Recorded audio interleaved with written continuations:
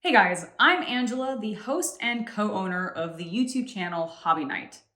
Recently, Adam Blampied released a video on YouTube discussing his departure from No Rules Barred and Wrestle Talk, and in that video, he described his relationship with a woman named X, which is how I will also be referring to her. He also described in that video another incident between X and another woman, Zed. Well, as a lot of you have already discovered or sussed out on the internet, yes, I am in fact Zed. So today I wanted to make a video not only where I literally go over my statement, which I also provided to Adam and his legal team and he has provided access to on the video, but also just talking about a little bit more of my context with No Rules Barred and discussing the event itself because honestly, I have been thinking about this for an extremely long time and I haven't been able to talk about it. So this is a little bit of catharsis for me, as well as just trying to clear up anything and give my full side of the story now that more of it has come out on at least Adam's side. And hopefully X will also give their side of the story so that we can all move past this and just get back to doing all the fun things that we love and engaging with our hobbies. Okay, so for context, I want to talk about how I was originally introduced to No Rules Barred and got working with them. I actually reached out to them in the early pandemic through Adam to see if maybe I could join them on their Let's Plays because I thought that they were having guests on and I was like, oh man, that seems really cool. These people seem awesome. And I thought it'd be fun to join in. Adam responded and I was lucky enough to get a spot on a couple of different videos on No Rules Barred content where I was not only on the actual live public YouTube content, but I also got to do some guest spots on some of the Patreon only content. Now I want to talk a little bit about compensation because I was not actually paid for any of my work on No Rules Barred or Wrestle Talk. It was discussed with me. They actually were in talks with me about doing compensation going forward around the time where they stopped contacting me about being in videos.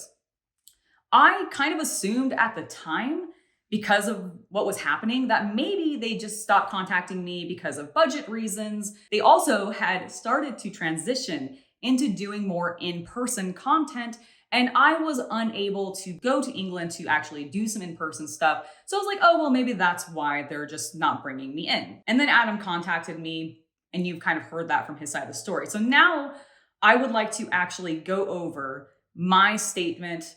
I'm literally going to read it verbatim, show it to you on screen. And after that, I would like to discuss just my further thoughts and maybe contemplate what else could have gone wrong, because it really is just a very, very confusing situation for me. And I still don't quite understand what actually happened for me to upset her so much. So let me read the statement now.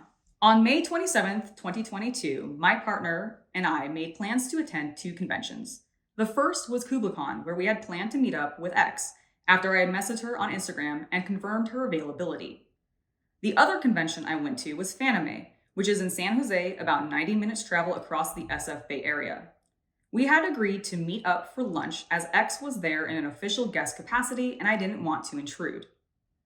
The initial meeting felt awkward.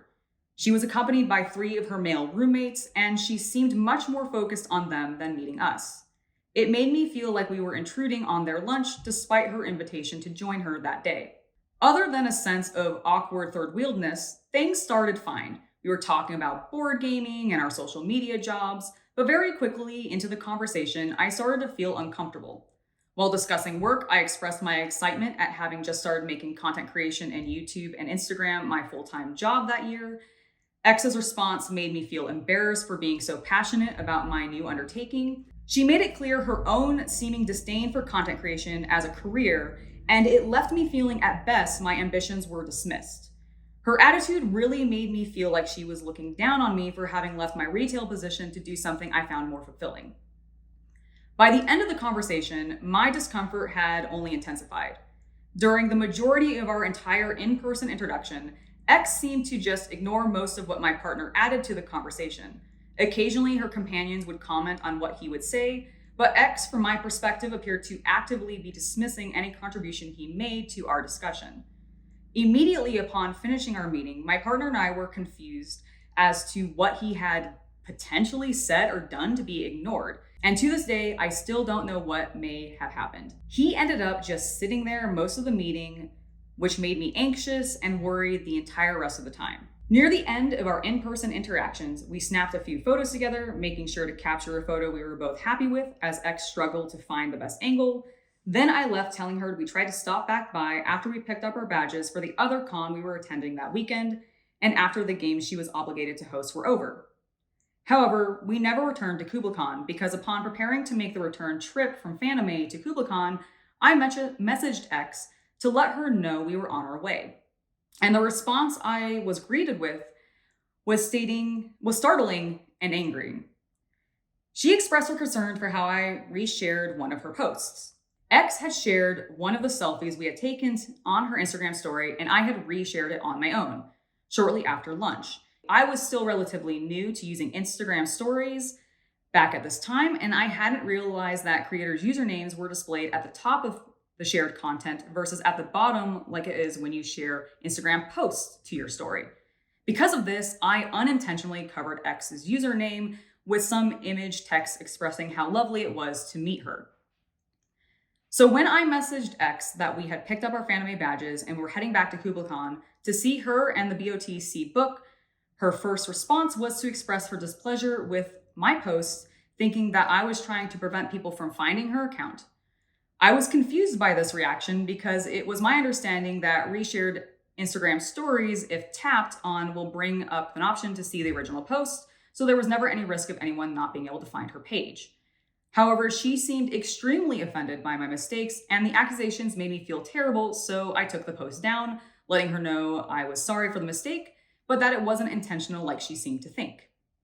I had never experienced such discomfort from what I took as a professional text conversation in my life. I also had never felt such anger at being falsely accused of trying to use someone else to gain fame. This is the only time I have ever been made to feel this way about something I have posted, and I still don't understand to this day why she assumed that was what I was doing. Because of how aggressively she misjudged my actions, I did not feel the need to drive back and hear the in-person explanation she had offered me. The entire experience left me feeling humiliated, upset, and concerned for if she might spread lies about me to other content creators we both worked with. I even reached out immediately to another person at WrestleTalk and No Rules Barred on Discord expressing my concerns with how it had gone that day, the day that it happened. Since that meeting with X at KublaCon, I've rarely been in contact with the team at No Rules Barred, and it wasn't until over a year after the incident with X that Adam reached out to me to chat in September of 2023. He explained that X had come to him that day and that we had had our issue, and declared that she would not work with me or my partner in any capacity, that our values did not align with hers, and she would not work with me again. This confuses me still. I don't know what of my values came up that day that offended her, and I admittedly did accidentally cover up her username on an Instagram story, but then apologized about it when she confronted me in a seemingly hostile manner.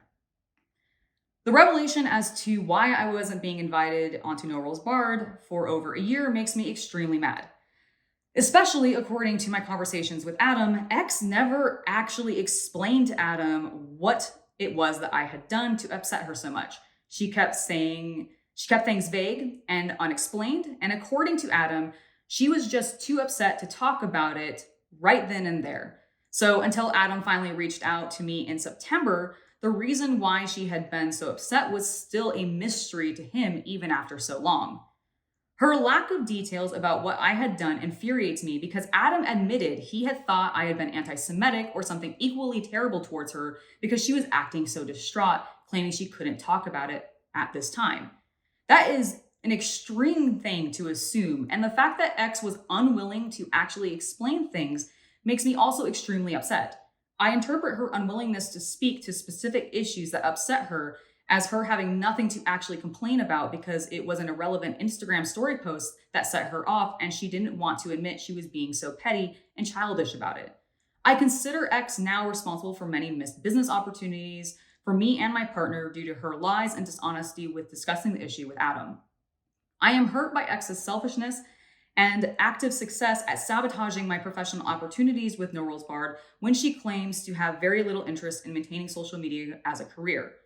I am disappointed with her inability to reach back out to me to discuss things further if it really had bothered her that much.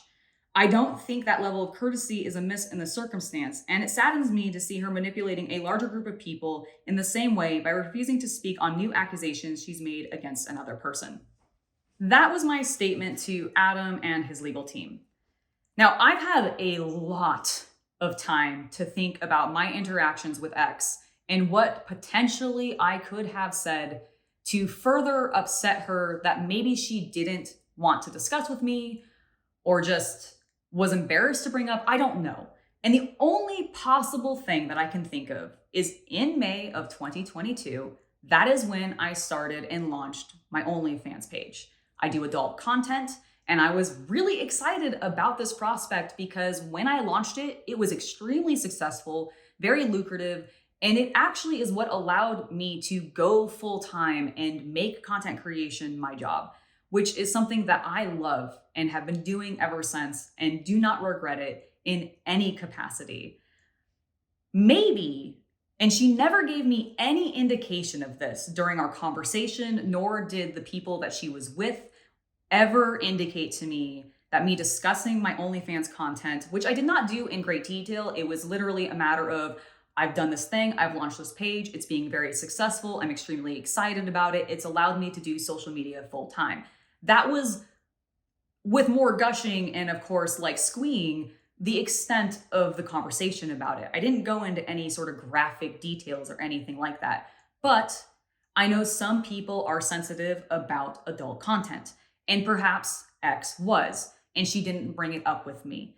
Now, I wish she had, like even during the conversation or after the conversation in private, if maybe she was embarrassed to talk about it in front of the men we were with or something like that. I don't know, but I wish she had discussed it with me if that was the case, because genuinely it is the only other thing I can think of in my entire interaction with X that could have possibly caused such inflammatory language to be used about me with a colleague that then prevented me from getting future work with that colleague.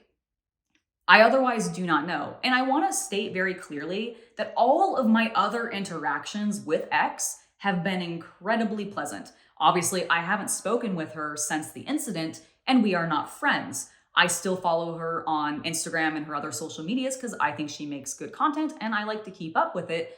But beyond that, we have zero interactions with each other since the incident with the Instagram story. I think I made a post the day after talking about it, and I believe I discussed meeting her in one of my vlogs. But beyond that, nothing has happened between us since then. And to this day, I am still incredibly confused. I hope that ultimately what comes of this is that Adam can get back to doing what he loves, talking about his passions and being a dork about it, playing board games with his friends, and booking wild wrestling stories and plot lines. Like, that's what I hope, because the accusations that he is a predator, that is really what I disagree with. Did Adam make some mistakes in his personal life that probably should have been kept private, but unfortunately were not? Absolutely. Is Adam a predator? No, I do not think he is, nor do I think that his passions and his work should be taken from him in such a aggressive way. He has not been able to do the things that he loves.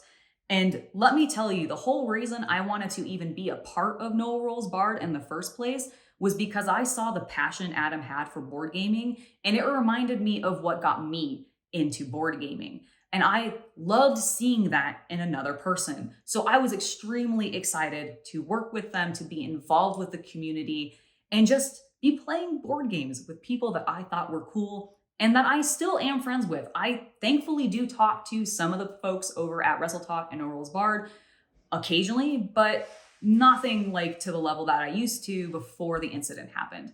So really, I just want us all to be able to move past this. I hope that I've given you a little bit of extra context and clarification on at least my side.